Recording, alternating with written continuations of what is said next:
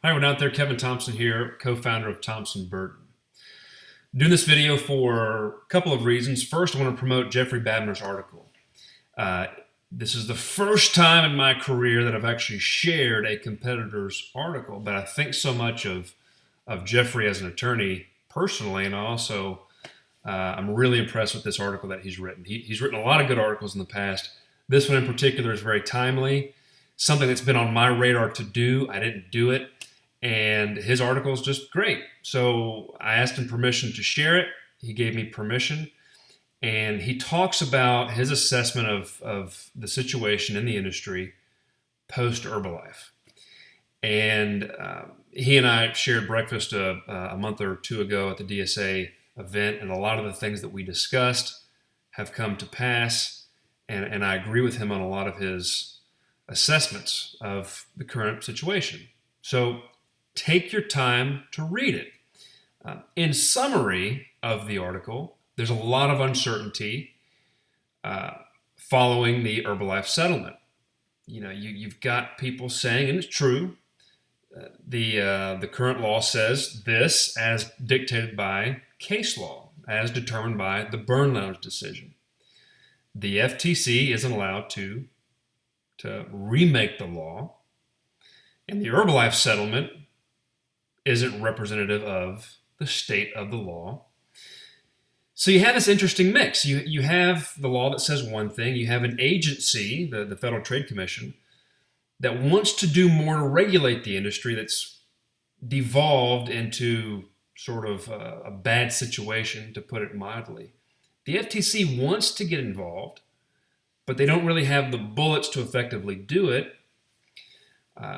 But they can issue guidance. And they can do things to vector the space in a better direction. What are they going to do? What are they going to say? How are they going to sort of bang out the law in courtrooms? Who are they going to sue? Those are all questions that remain unanswered. But there are some very simple things that companies can do to minimize their risk. It's pretty clear the ground is shifting.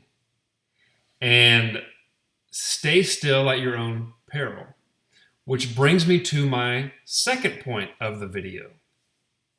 And I'm going to start with an update on Tennessee football. I'm a Tennessee graduate, ran track and field about 30 pounds ago, but also follow their football team.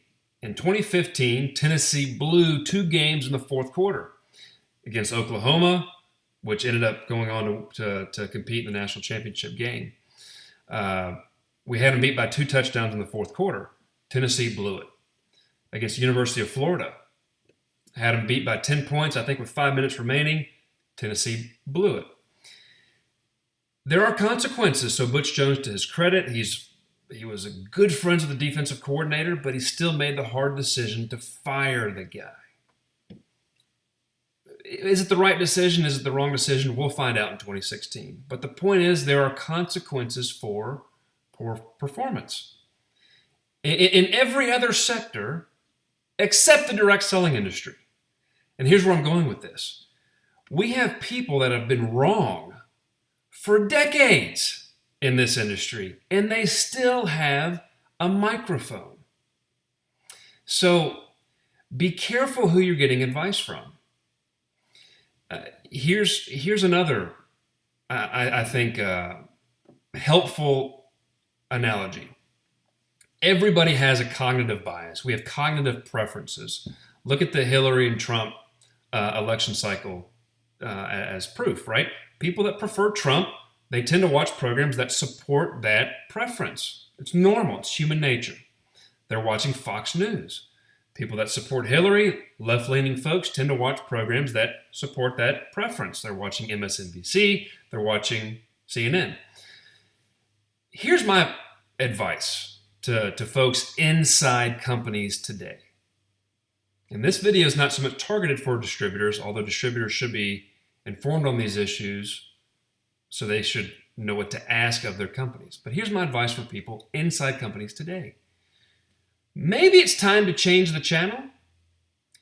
Because when people giving advice for a very long time have been found to be wrong repeatedly, maybe it's time to change the channel and get fresh perspective. Right? Here's another point. The importance of narrative. And my challenge to you is be careful with the narrative that you choose. Be careful with the belief system that you choose, because that's the skeleton that holds the whole structure up, your belief system.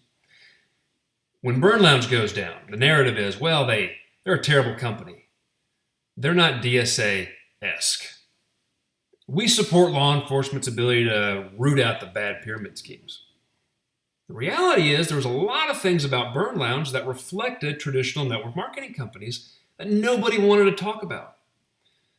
And I wrote an article called Self-Deception, a Cancer Killing the Industry, I think is what it was. It's a very strong title, I know. But I addressed that very dangerous belief that Burn Lounge is some sort of anomaly and we shouldn't really learn from it. Fortune High Tech, same thing. Well, it's a bad company. Vima happens. Vima caused people to pause. And, the folks inside the industry, they talk amongst themselves, and the popular narrative is now, that's a personal action towards BK Barreto. He just pissed off a lot of people. He should have saw it coming, right? That's the narrative. And I think that's really irresponsible to hold that belief. The reality is the industry has devolved into a bad situation. And when you have a problem, it invites intervention. It invites regulation. Herbalife. The narrative is being crafted as we speak. Well, it's Bill Ackman's fault. It's all because of Bill Ackman. That reminds me of the old Scooby-Doo TV shows where the culprit gets revealed at the end and the guy says, I would have gotten away with it if it hadn't been for those damn kids. The reality is the FTC got in there, did what seems like independent studies. They did an independent assessment of the document production submitted by Herbalife, and their conclusion was not flattering for Herbalife. So you can't just say it's Bill Ackman's fault, attacked by a short seller. The FTC poked in there.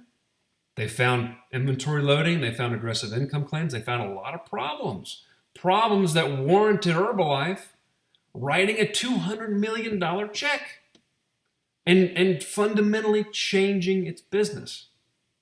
Okay? But the narrative is, well, Bill Ackman's fault. And here's the thing.